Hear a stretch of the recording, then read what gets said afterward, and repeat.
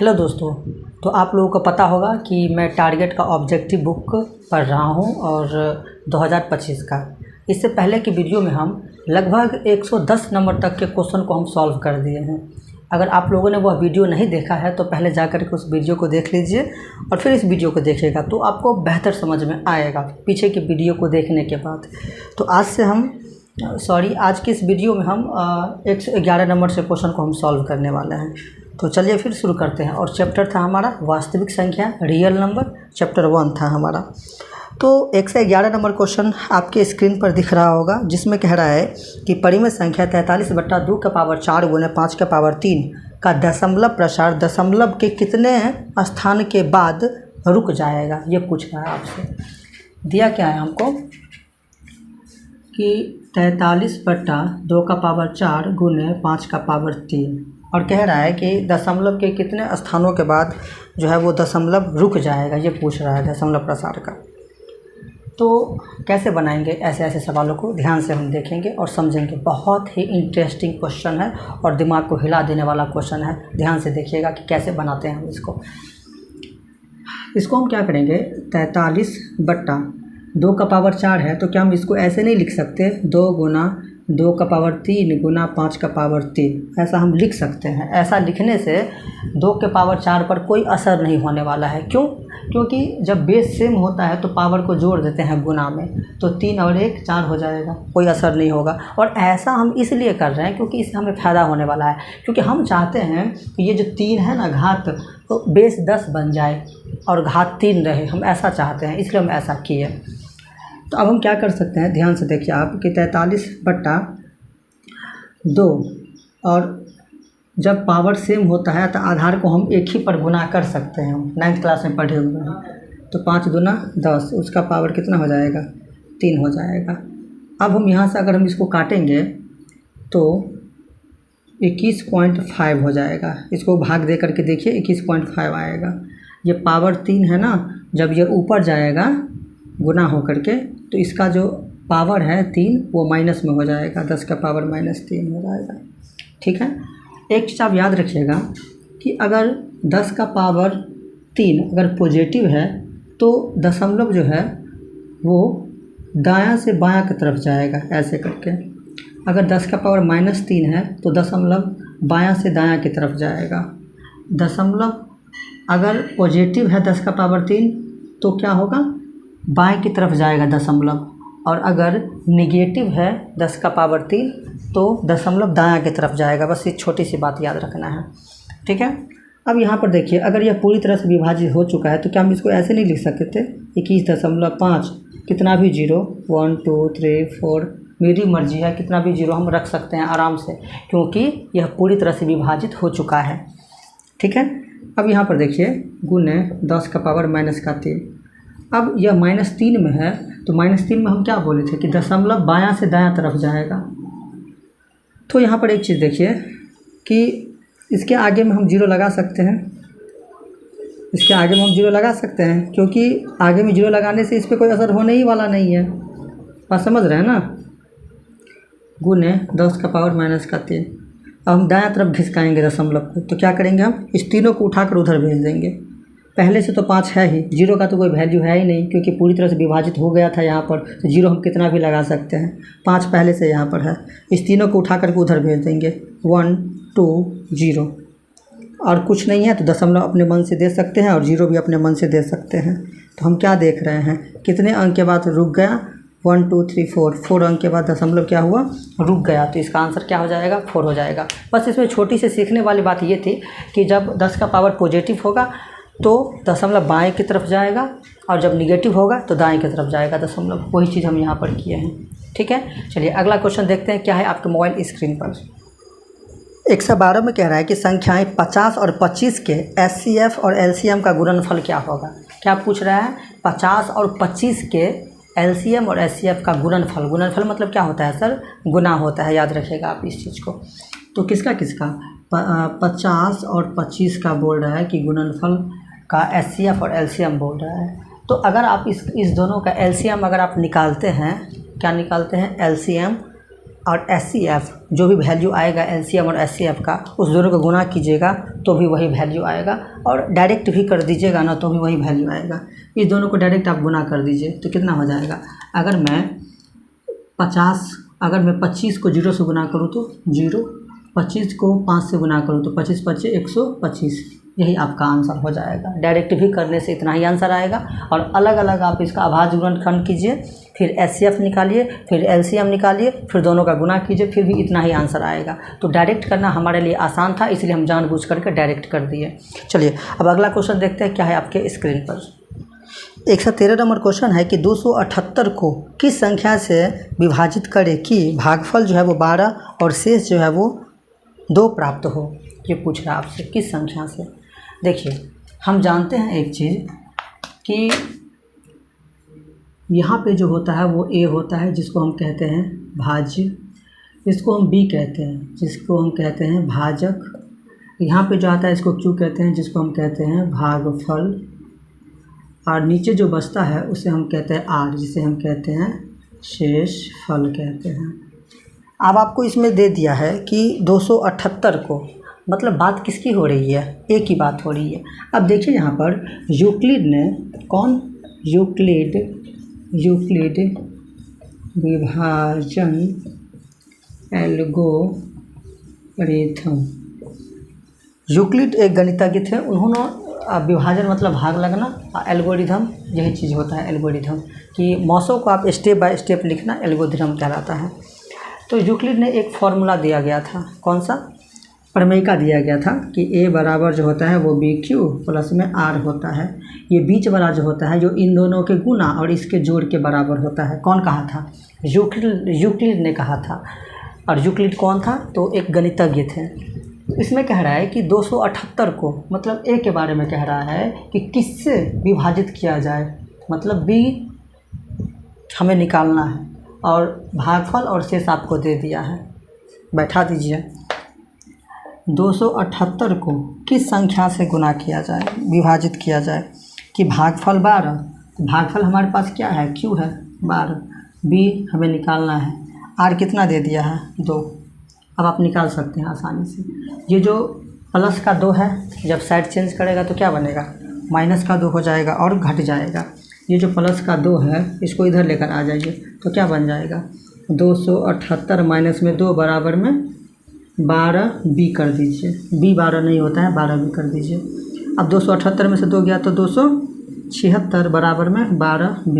ये गुना में है, और गुना जब साइड चेंज करता है तो क्या बनता है, भाग बनता है। इसको इधर लेकर आ जाइए तो ये हो जाएगा कितना, 276 बट्टा में 12 बराबर में B। इसको जब हम काटेंगे तो 12 दूना कितना 24, शेष कितना बचा 3, 6 में लगा दीजिए 36, 12 तिया 36 बराबर में B। तो इसका आंसर कितना निकला, B का आंसर 23 निकला। ठीक है। 114 नंबर क्वेश्चन जो है उसमें कह रहा है कि 64 के अभाज्य गुणनखंड में 2 का घातांक है। क्या कह रहा है कि 64 के अभाज्य गुणनखंड में 2 का घातांक कितना होगा वो हमें बताना है। और यह क्वेश्चन, ऐसे क्वेश्चन, इस टाइप के क्वेश्चन हम पिछले के वीडियो में पढ़े हुए हैं। अगर आप वो वीडियो देखा हुआ है तो आप ज़रूर आप इसे बना सकते हैं। चलिए फिर देखते हैं। कह रहा है कि 64 के अभाज्य गुणनखंड में 2 का घातांक, 2 से लगा देंगे 2 तिया 6, 2 दूना 4, फिर 2 से लगाएंगे 2 एकान 2, 2 छक्के 12, 2 से 2 अट्ठे 16, 2 से 2 चौका 8, फिर 2 से 2 दूना 4, फिर 2 से 2 एकान 2। अब देखिए 1 2 3 4 5 6, तो क्या 2 का पावर हम 6 लिख सकते हैं। और आपसे क्या पूछा है, घातांक पूछा है। घात पूछे चाहे घातांक, यही हमारा होता है क्या, घातांक होता है, या फिर घात आपसे पूछे तो वही चीज़ होता है। और इसको हम कहते हैं आधार कहते हैं। क्या कहते हैं, आधार कहते हैं, जिसे इंग्लिश में हम कहते हैं बेस कहते हैं। ठीक है। और इसको हम डिग्री कहते हैं। तो उम्मीद करते हैं कि यह आपको समझ में आ गया होगा। तो जब भी पूछे आपको, जिसका भी घातांक आपको पूछे, तो पहले उसका हम अभाज्य गुणनखंड करेंगे और देखेंगे कि वो कितने बार आया है, वही उसका घातांक हो जाएगा। ठीक। चलिए अगला क्वेश्चन देखते हैं क्या है। 115 कह रहा है कि 0.13 इक्वल टू क्या होगा, उस पर रैंकिंग भी दिया गया है। क्या दिया गया है कि 0.13 और उस पर बार ब्रैकेट दिया गया है। कैसे बनेगा, बहुत आसान है, बहुत सारे सवाल हम पढ़ चुके हैं ऐसे। आइए इसे हम सॉल्व करते हैं। सबसे पहले आप ये देखिए कि दशमलव के बाद कितने संख्या, दशमलव के बाद जिस पर रैकरिंग है वो आप पहले लिख दीजिए, लिख लेंगे। फिर देखिए कि दशमलव के बाद कितने संख्या पर रैकरिंग, तो 2 संख्या पर रैकरिंग, तो 2 गुना नीचा में रख दीजिए, 2 गुना नीचा में रख दीजिए। यही आपका आंसर हो जाएगा, यही आपका क्या होगा, आंसर होगा। ठीक। 116 नंबर क्वेश्चन कह रहा है कि 18 तथा 72 का मौसा क्या होगा। क्या पूछ रहा है, 18 और 72 का मौसा निकालना आपको पता होगा। 2 विधि से हम बताए हुए थे, एक भाग विधि से और एक अभाज्य गुणनखंड विधि से। आप किसी भी विधि से बना सकते हैं, आंसर सेम आएगा। तो 18 और 72 का हमें मौसा पूछ रहा है, तो ये 18 और 72 उसका हम मौसा निकालेंगे। 18 चौक 72, यह एक ही बार में विभाजित हो गया। तो यहाँ वाला जो होता है वही हमारा क्या होता है, HCF होता है। HCF बोले तो मौसा। तो 18 जो होगा वो करेक्ट आंसर होगा। कितना छोटा और कितना इजी क्वेश्चन था, और इजी क्वेश्चन ही आपके एग्ज़ाम में पूछे जाते हैं, इसलिए घबराना नहीं है, अच्छे से तैयारी करना है और अच्छे से पढ़ना है। ठीक है, चलिए अगला क्वेश्चन देखते हैं क्या है आपके मोबाइल स्क्रीन पर। चलिए अब 117 नंबर क्वेश्चन जो है उसमें कह रहा है कि √12 का परिमेयकरण गुणांक है। क्या कह रहा है कि √12 का परिमेयकरण गुणांक क्या होगा। यह बिल्कुल हट के क्वेश्चन है और यह पहली बार क्वेश्चन अभी तक में आया हुआ है।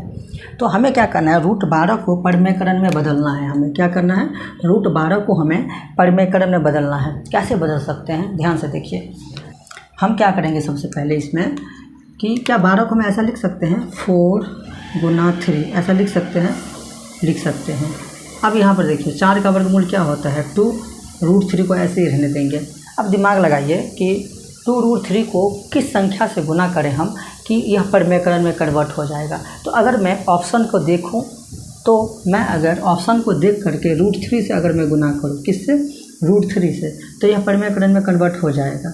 अब देखिए 2 को 1 से मल्टीप्लाई कीजिए, तो 2, √3 को √3 से गुना कीजिए तो क्या होगा, 3 होगा। और फिर इस दोनों को गुना कीजिए, 3 दूना 6, नीचे में कुछ नहीं है मतलब 1 है। यह P/Q के रूप में है और यह परिमेयकरण हम कर दिए। इसे ही कहते हैं हम परिमेयकरण करना। ठीक है, चलिए 118 नंबर क्वेश्चन है कि निम्नलिखित में किसका दशमलव प्रसार शांत है। शांत कब होता है सर, जब P/Q के रूप में कोई भी अगर संख्या होता है, Q के अभाज्य गुणनखंड में 2 आता है तो हम शांत कहते हैं, 5 आता है तो हम शांत कहते हैं, 2 और 5 दोनों आता है तो भी हम शांत कहते हैं। 3 कंडीशन है इसका।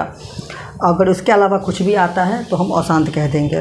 तो अगर मैं फर्स्ट ऑप्शन आप देखिए ध्यान से अपने क्वेश्चन में 81 है, 81 को हम सबसे पहले 3 से लगाएंगे। 2, 5 की चर्चा है ही नहीं, 3 से लगाएंगे तो यह अशांत हो जाएगा। 41 तो लगेगा ही नहीं, यह भी क्या हो जाएगा, अशांत हो जाएगा। अब 45 की अगर हम बात करें तो 45 को हम लगा सकते हैं, चेक कर सकते हैं हम 45 को।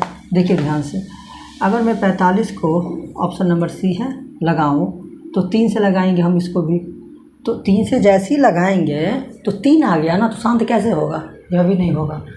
अगर लास्ट वाले ऑप्शन की बात अगर करें, जब 2 नहीं हुआ तो तीसरा तो होगा ही।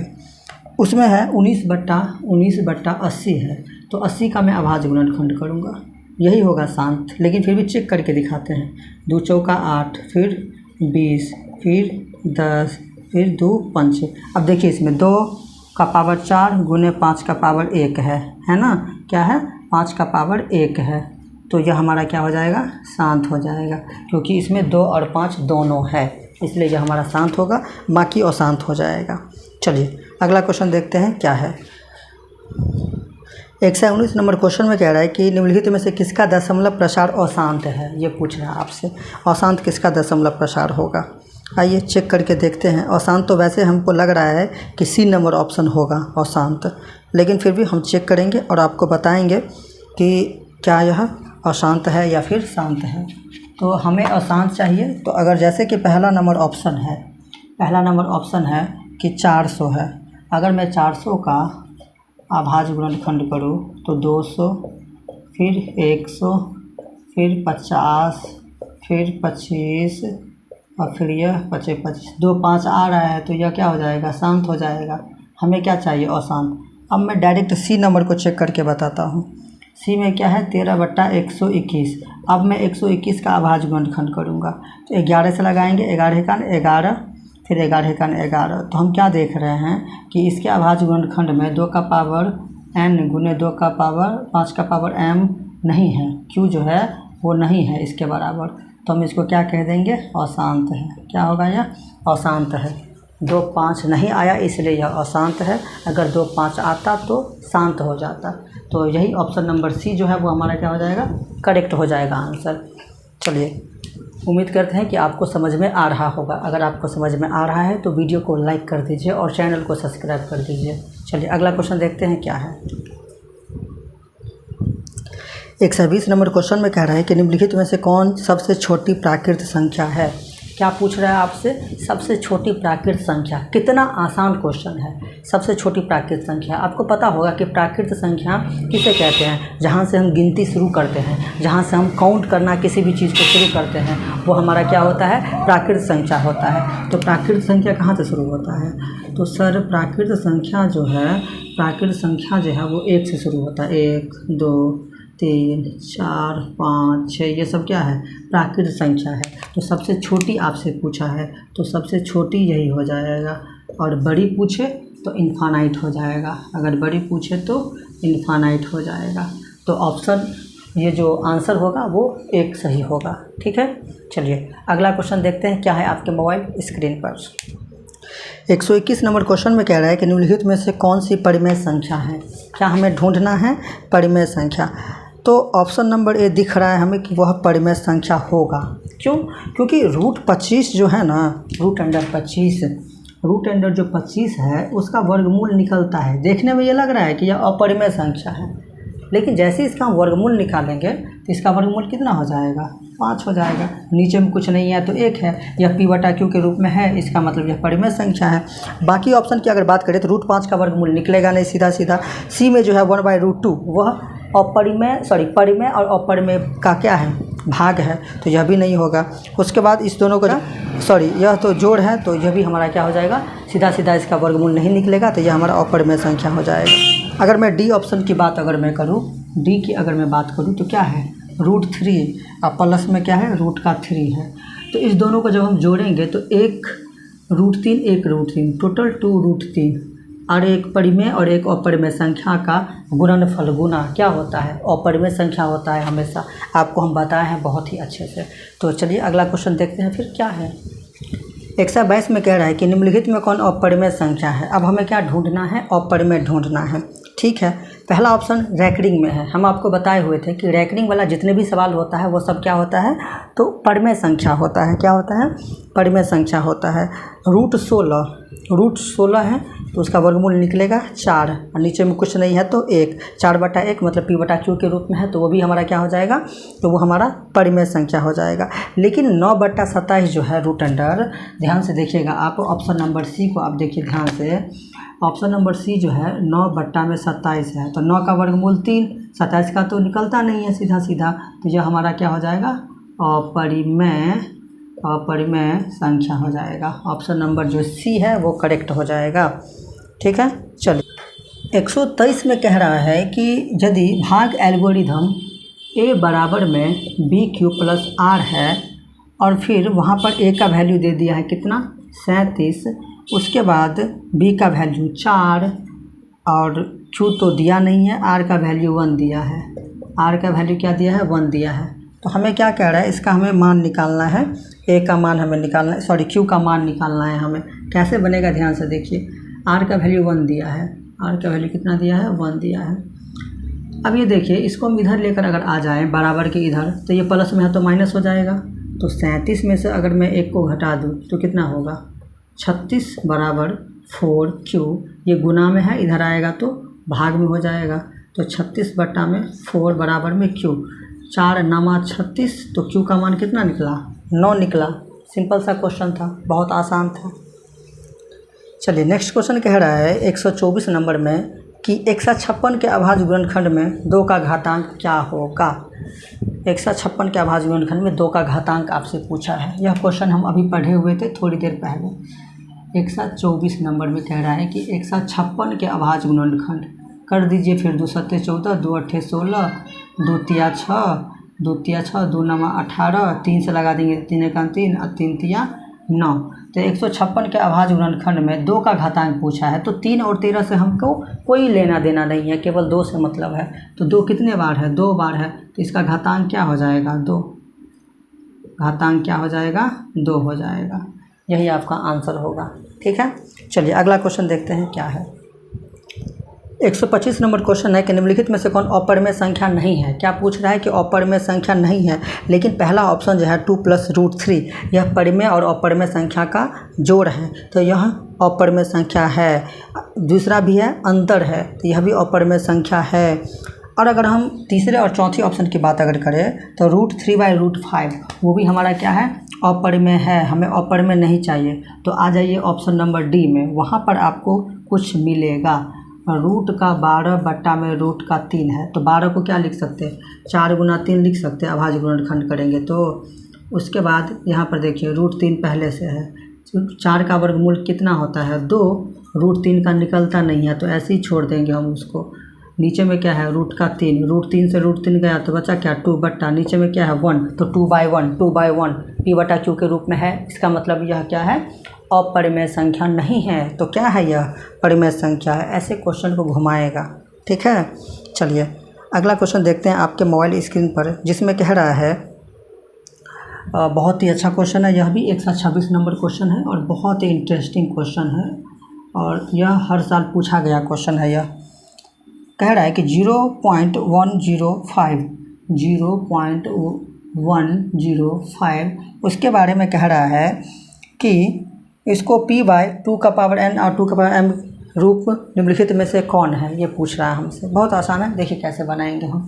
सबसे पहले आपको क्या करना है, यहाँ पर ध्यान से देखिए। सबसे पहले हमें करना क्या है, दशमलव को जैसे हम उड़ाएंगे तो नीचे में क्या आएगा? 1, दशमलव के बाद 3 अंक, तो 1 पर 3 0 हो जाएगा यहाँ पर।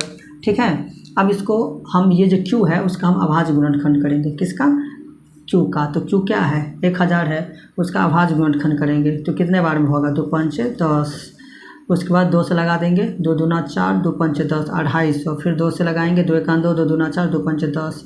अब यह किससे लगेगा? 5 × 2 = 7 और 1 = 8, 5 से लग जाएगा।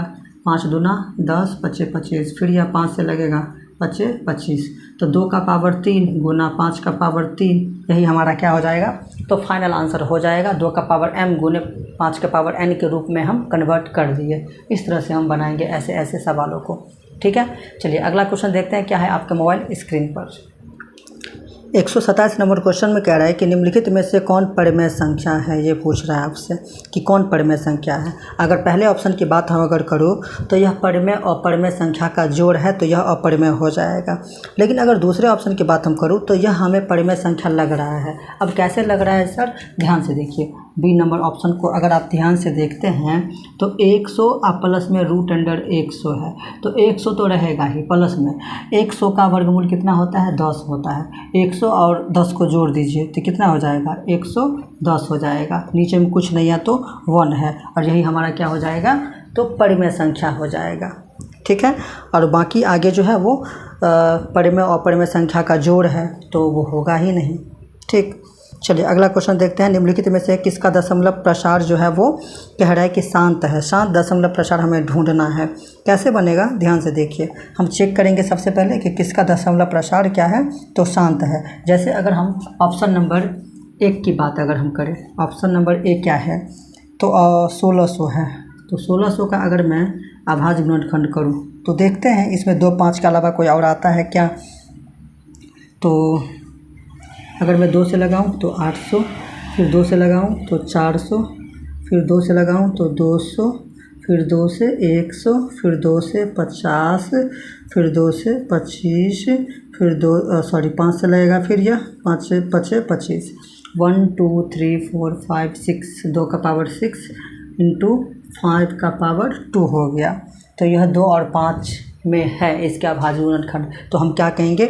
यही हमारा शांत हो जाएगा। क्या होगा? यह शांत होगा हमारा। चलिए अगला क्वेश्चन देखते हैं क्या है आपके मोबाइल स्क्रीन पर। 29 नंबर में कह रहा है, 29 नंबर क्वेश्चन जो है जिसमें कह रहा है कि 2 धन पूर्णांक a और b के लिए अगर मौस गुने लौस है। ठीक है, क्या कह रहा है कि मौस गुने लौस किसके? दो धन पूर्णांक है ए और बी, उसके लिए बट्टा में है ए बी, तो वो किसके बराबर होगा वो कह रहा है। देखिए डायरेक्ट आपसे फार्मूला पूछा है और फार्मूला पे ही बनेगा। देखिए हम जानते हैं सर कि मौसा गुने लौसा किसके बराबर होता है, तो दो संख्याओं के गुणनफल के बराबर होता है। तो दो संख्या जो है, दो संख्या आपके पास क्या क्या है, ए और बी है दो संख्या, और नीचे में पहले से भी है ए। ये मौसा गुने लौसा किसका फार्मूला, तो दो संख्याओं के गुणनफल के फार्मूला। इन दोनों के बीच में कुछ नहीं है, फिर भी तो गुना का साइन तो है ही। अब यहाँ से क्या करेंगे हम कि ए बी से ए बी को काट देंगे, कितने टाइम, एक बार में, तो वही हमारा क्या हो जाएगा, फाइनल आंसर 1 हो जाएगा।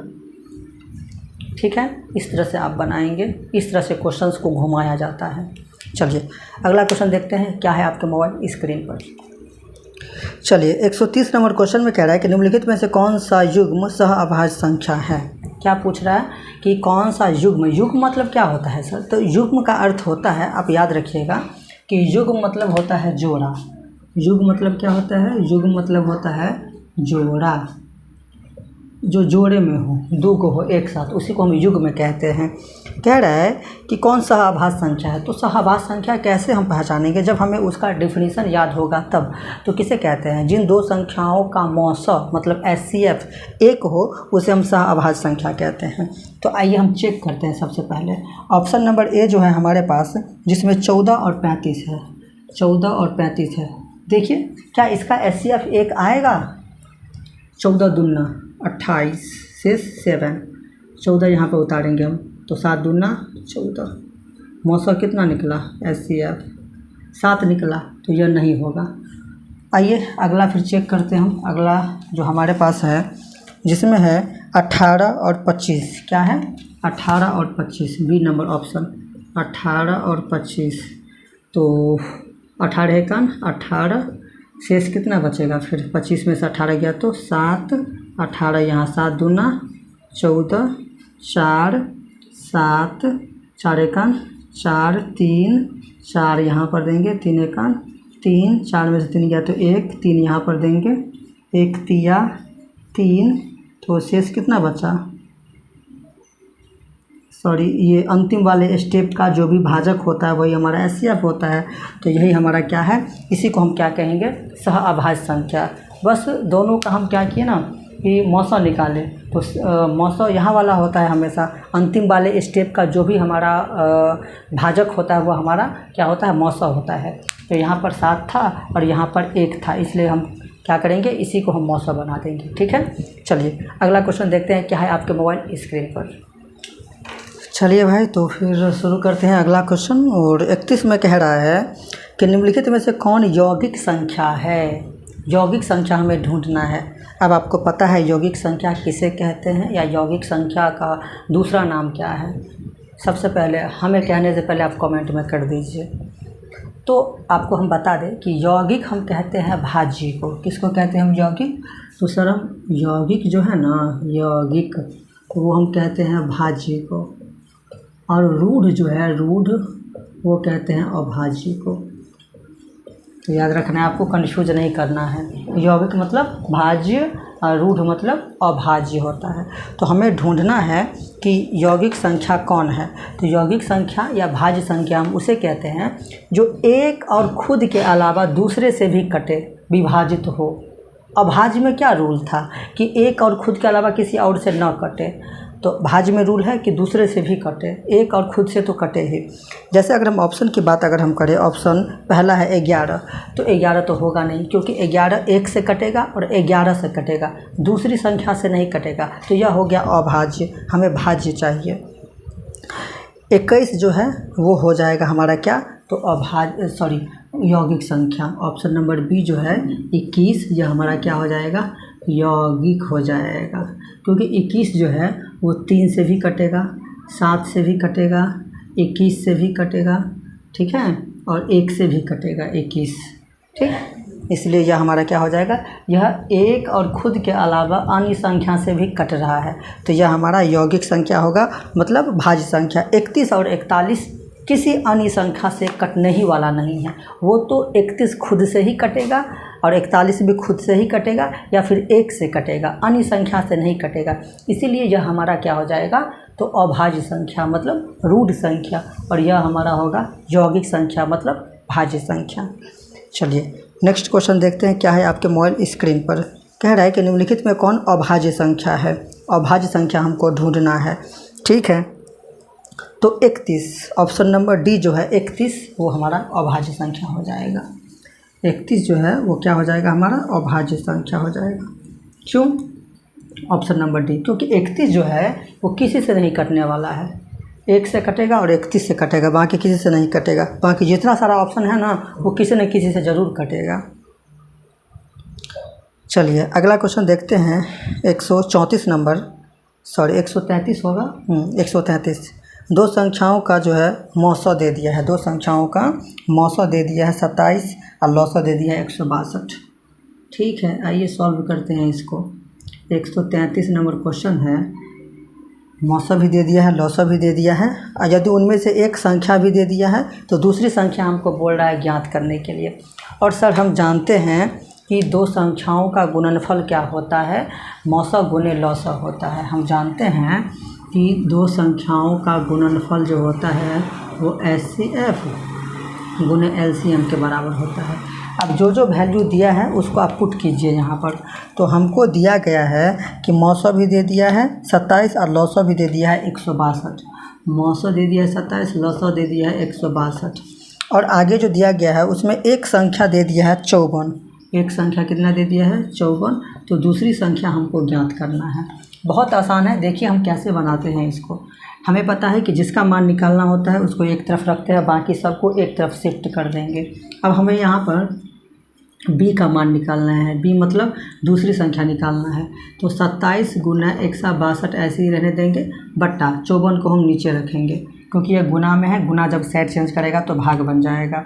अब यहाँ पर हम काटेंगे, यहाँ पर तो कितना हो जाएगा, 27 दूना कितना 54, फिर 2 से काटेंगे, 2 8 16, 2 1 2 81। तो b का मान कितना निकल गया यहाँ पर, b मतलब क्या, दूसरी संख्या, वो कितना निकल गया, 81 निकल गया। इस तरह से हम क्या करेंगे, ऐसे ऐसे क्वेश्चन को हम सॉल्व करेंगे।